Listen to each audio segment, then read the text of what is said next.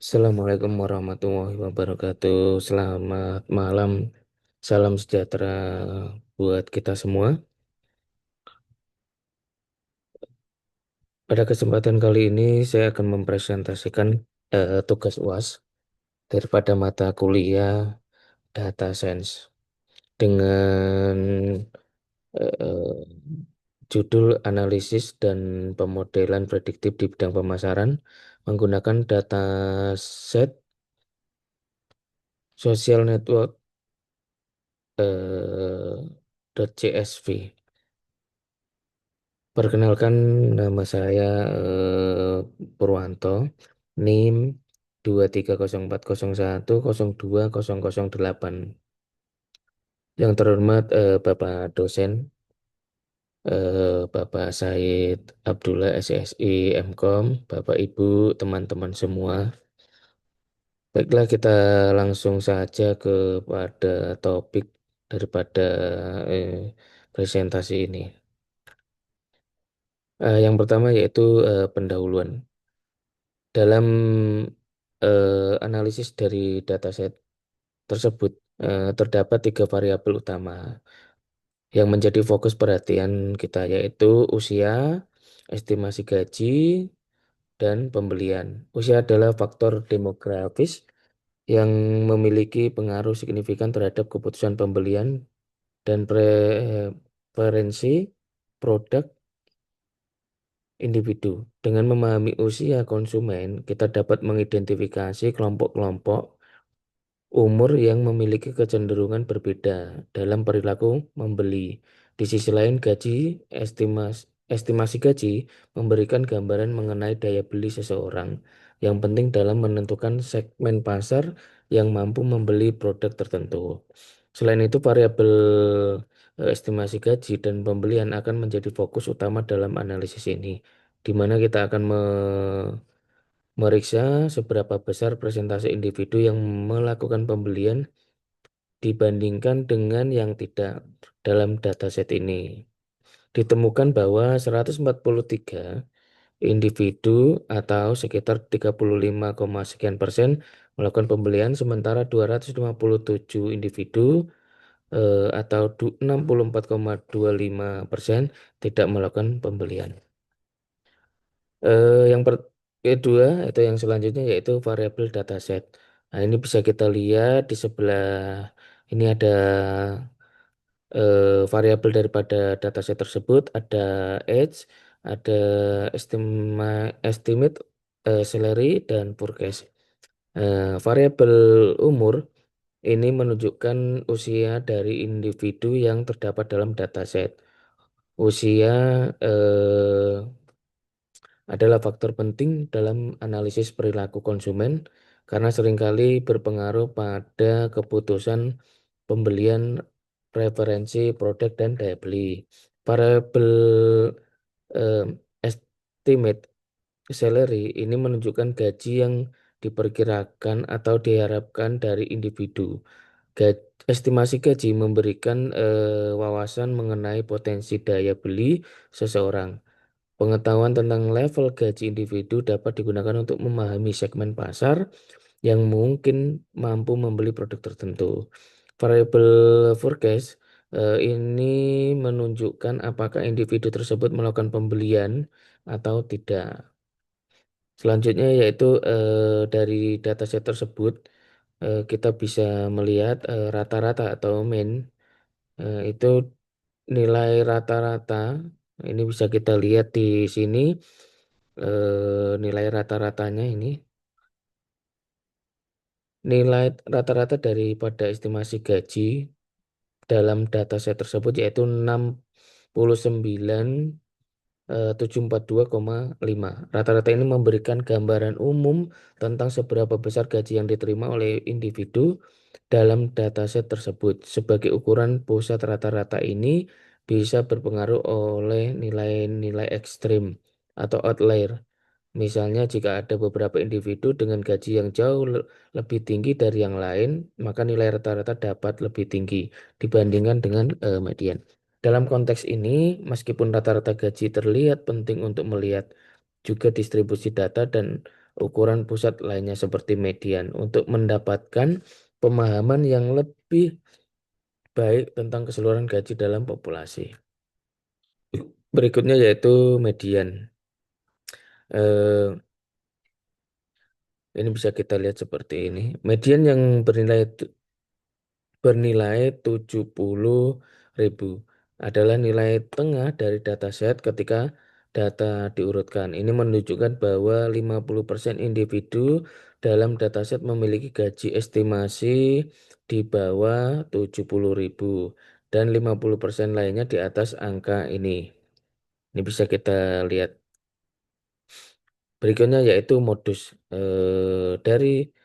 dari estimasi gaji adalah 72.000 yang berarti bahwa nilai ini adalah yang paling sering muncul dalam dataset. Dengan kata lain, 72.000 adalah gaji yang paling umum di antara individu yang dianalisis. Ya, berikutnya yaitu jangkauan. Jangkauan estimasi gaji dalam dataset dihitung sebesar 135.000 yang menunjukkan adanya perbedaan signifikan antara gaji terendah dan tertinggi. Jangkauan ini dihitung sebagai selisih antara nilai maksimum dan nilai minimum dalam dataset, yaitu selisih antara gaji tertinggi dan gaji terendah. Dengan jangkauan yang besar terlihat bahwa terdapat variasi yang signifikan dalam gaji di antara individu yang diteliti. Berikutnya yaitu kuartil pertama Q1. Kuartil pertama Q1 dihitung sebesar 43.000 yang berarti bahwa 25% individu dalam dataset memiliki gaji yang lebih rendah dari nilai ini. Ini memberikan informasi penting tentang distribusi gaji, terutama mengenai mereka yang berada di bagian bawah spektrum pendapatan. Berikutnya yaitu kuartil kedua. Kuartil kedua juga merupakan median nilainya sebesar 70.000, menegaskan bahwa sebagian besar pendapatan individu terkonsentrasi di sekitar nilai median ini. Hal ini menunjukkan bahwa separuh individu dalam dataset memiliki gaji di bawah 70.000. Dengan informasi ini, kita dapat mempertimbangkan bagaimana gaji dapat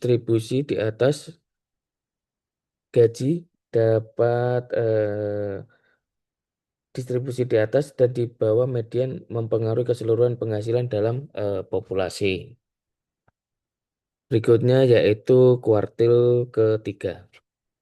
Kuartil ketiga dihitung sebesar 88.000, menunjukkan bahwa 75% dari individu yang ada dalam dataset memiliki gaji di bawah angka ini. Ini juga memberi tahu kita bahwa 25% individu teratas memiliki gaji di atas 88.000. Kuartil ketiga membantu dalam menggambarkan batas atas dari distribusi gaji dan dapat digunakan untuk analisis lebih lanjut mengenai elit dataset. Berikutnya yaitu varian atau ragam. Varian untuk estimasi gaji adalah 1.162.602.701 yang menunjukkan seberapa jauh nilai-nilai gaji tersebar dari rata-rata. Varian yang tertinggi menandakan bahwa terdapat banyak perbedaan dalam gaji individu di dalam dataset ini. Angka ini menunjukkan resiko yang lebih besar dalam variabel gaji yang bisa disebabkan oleh berbagai faktor seperti posisi, pengalaman, lokasi, atau industri. Berikutnya yaitu standar deviasi. Standar deviasi dihitung sebesar 34.09,96 yang merupakan ukuran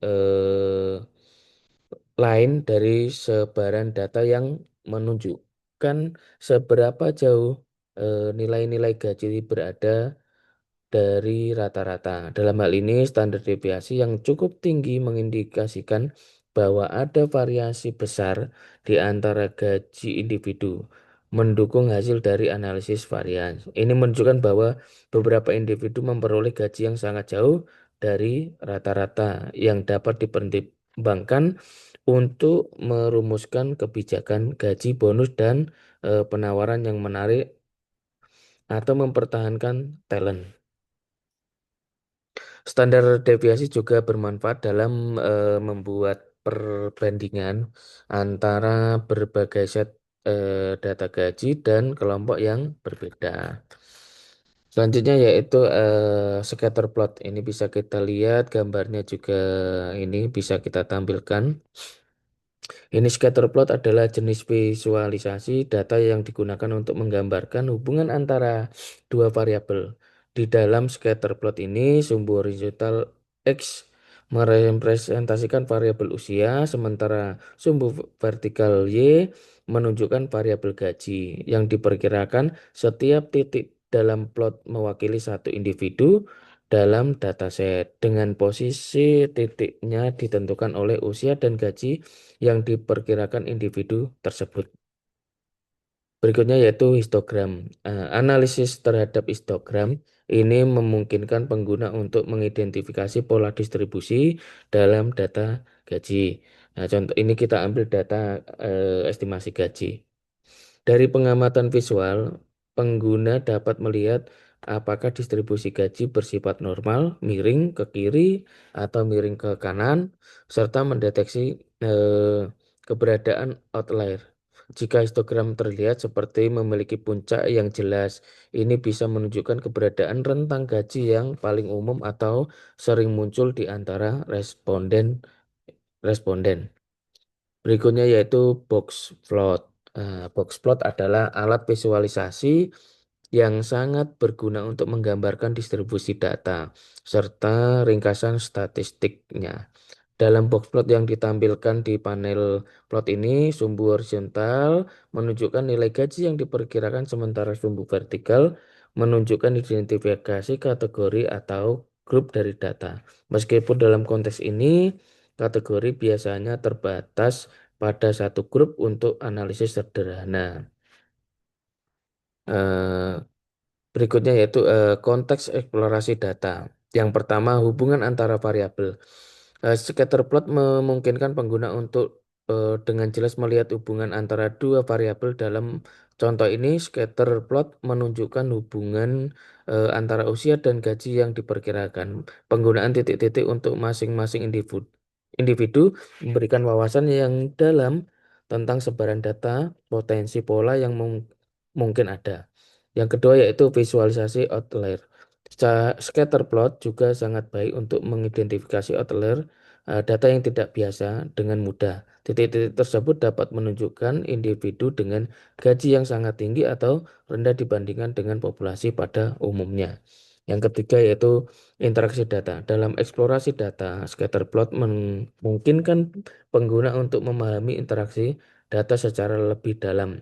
Pengguna dapat mengubah representasi visual dengan memvariasi warna atau ukuran titik berdasarkan variabel tambahan seperti jenis kelamin atau tingkat pendidikan yang memberi dimensi tambahan pada analisis. Hal ini memungkinkan pengguna untuk melakukan segmentasi data untuk menganalisis kelompok tertentu secara lebih mendetail. Kesimpulan dari paparan di atas bisa kita tarik kesimpulan secara keseluruhan berdasarkan dataset yang ada. Tampaknya tidak ada nilai ekstrim atau outlier dalam dataset gaji yang diperkirakan. Ini memberikan gambaran bahwa gaji terdistribusi dengan cara yang cukup seragam tanpa adanya kejadian yang memerlukan perhatian lebih lanjut. Karena dari informasi ini dapat diartikan bahwa distribusi gaji yang diperkirakan menunjukkan konsistensi karena tidak terdapat outlier yang terdeteksi. Sebaran gaji dalam dataset cenderung merata dan tidak banyak nilai ekstrim. Hal ini menunjukkan bahwa mayoritas individu dalam dataset memiliki nilai gaji yang berada dalam rentang yang dianggap wajar. dan tidak ada kejadian-kejadian yang mencolok atau tidak biasa yang mungkin mempengaruhi analisis lebih lanjut. Sekian dan terima kasih.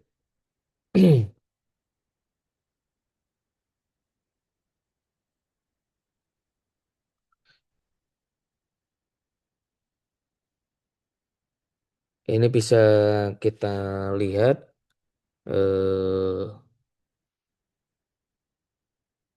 ini ini bisa kita lihat tampilan daripada eh, pengolahan datanya.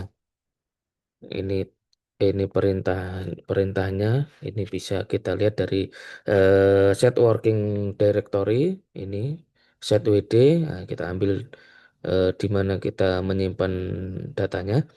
Terus ini membaca data, terus ini ada main, median, modus.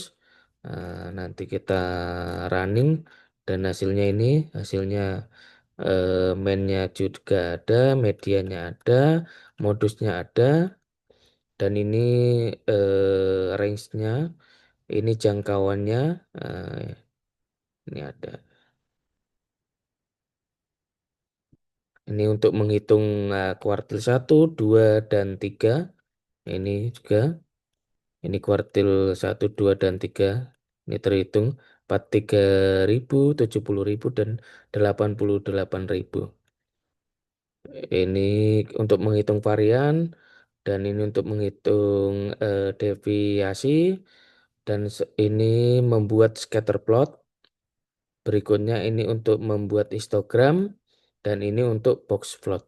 Nanti kita akan eh, coba kita running ini. Kita running untuk yang scatter plotnya. Nah, ini seperti ini bisa tampil scatter plotnya seperti ini. Terus untuk yang histogramnya coba kita running. Ini histogramnya. Baru yang untuk box plotnya, ini box plotnya.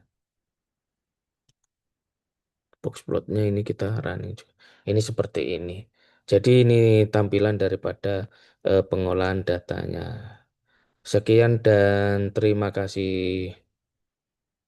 Assalamualaikum warahmatullahi wabarakatuh. Selamat malam.